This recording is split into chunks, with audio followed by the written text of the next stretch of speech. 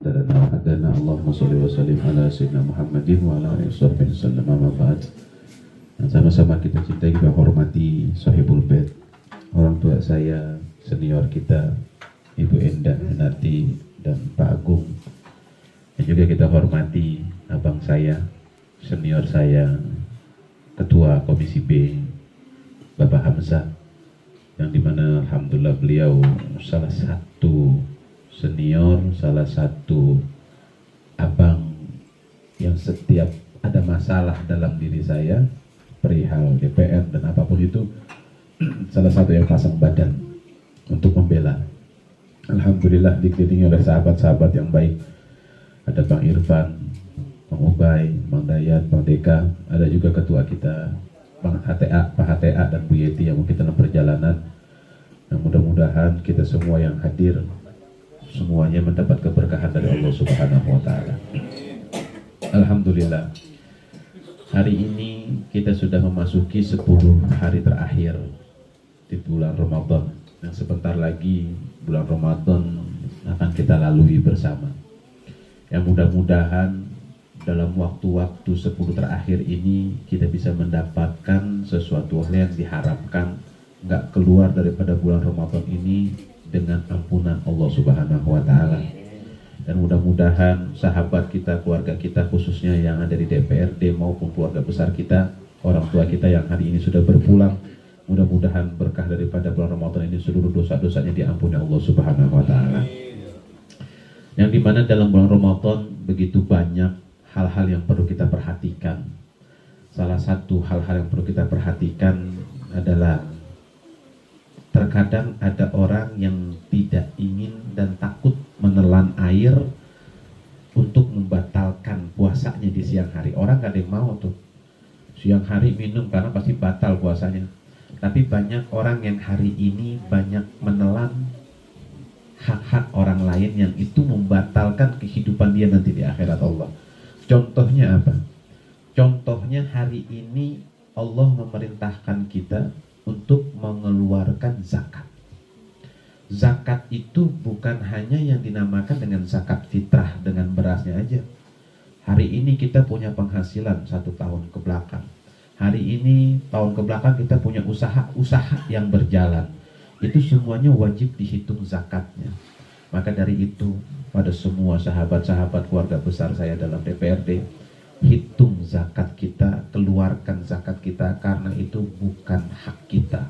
Itu adalah hak orang lain yang dititipkan kepada kita. Insya Allah setiap kita mengeluarkan zakat tersebut tidak akan pernah ada yang miskin. Insya Allah bakal bertambah terus rezeki kita itu. Andaikan kalau kita keluarkan zakat, ada lagi guru saya bilang, zakat yang dikeluarkan itu hukumnya suatu kewajiban, tapi ada lagi yang lebih wajib, yaitu bunga daripada bank katanya. Jadi saya disuruh ngeprint tuh, disuruh ngeprint kartu ATM, pakai bukunya di print, itu ada yang namanya bank, ada yang namanya bunga. Nah bunganya tuh yang dihitung juga, keluarin itu bunganya, itu bukan hak kita, dan jangan sampai itu masuk ke dalam keluarga kita, rumah tangga kita, karena biar bagaimanapun itu adalah hak orang lain. Ada perkara yang haram bisa jadi halal, yang halal bisa jadi haram. Kita hari ini dapat rezeki 1 miliar selama 1 tahun. Dari 1 miliar tersebut ada 2,5%-nya itu yang bukan menjadi hak kita. Itu sisanya itu yang 75%-nya, yang 90%-nya itu dikurangi daripada 2,5% itu yang menjadi hak kita bisa menjadi hal yang haram kalau yang 2,5%-nya itu masuk daripada keuangan kita. Maka dari 1 miliar kurangkan 2,5%-nya, yang dimana 2,5% tersebut itu bukan hak kita, kasih kepada orang lain yang memang menjadi haknya. Ini perhatikan, karena cepat atau lambat hukum Allah itu pasti datang kepada kita. Hari ini kita makan itu uang, hari ini kita nikmati itu uang. Memang berat, kita punya uang 10 miliar ngeluarin duit 2,5%-nya, besar itu, gitu, sangat besar, memang berat. Tapi disitulah Allah memberikan kita itu ujian kesabaran. Bib, sampai kapan kita dapat itu duit lagi? Sabar. Sabar itu seperti orang puasa, simple. Kita nih kalau mau sabar, sampai kapan sabar? Sama kayak puasa. Puasa ini mencontohkan sabar. Maka dalam puasa kan nggak boleh orang marah, nggak boleh A, B, C dan lain-lainnya. Itu bisa membatalkan puasa. Kita bisa disuruhnya sabar aja. Kenapa sabar itu sama karikaturnya seperti bulan Ramadan? Karena kita tahu puasa itu pasti ketemu yang namanya waktu maghrib. Begitu juga sabar. Sabar aja dulu pasti ketemu sama menangnya. Sabar aja dulu pasti ketemu sama akan dikabulnya sama Allah Subhanahu wa taala. Jadi sabar itu sama seperti bulan Ramadan. Dari mulai kita sahur tadi, habis setelah sahur kita imsak, selesai menjalankan puasa, ente sabar. Percaya nggak bahwa maghrib nyampe? Percaya. Yakin nggak maghrib itu nyampe? Yakin. Hari ini nyampe gak maghrib? Nyampe. Menang gak puasa kita hari ini? Menang. Begitu juga definisi sabar. Ketika kita mengeluarkan uang, kita mengeluarkan zakat-zakat kita, sabar, pasti hartamu akan ditambah sama Allah Subhanahu wa taala. Ini salah satu yang paling berat dalam diri kita. Yang dimana dalam hal-hal menyampaikan hak kewajiban. Contoh, kita mengeluarkan zakat, kita bicara internal. Kita mengeluarkan zakat yang dimana zakat tersebut kita membagi kepada tim-tim kita. Semua yang ada di sini memiliki tim. Yang namanya zakat punya kriteria. Ada yang namanya mustahik, kita harus lihat mustahik itu batasnya seperti apa sih?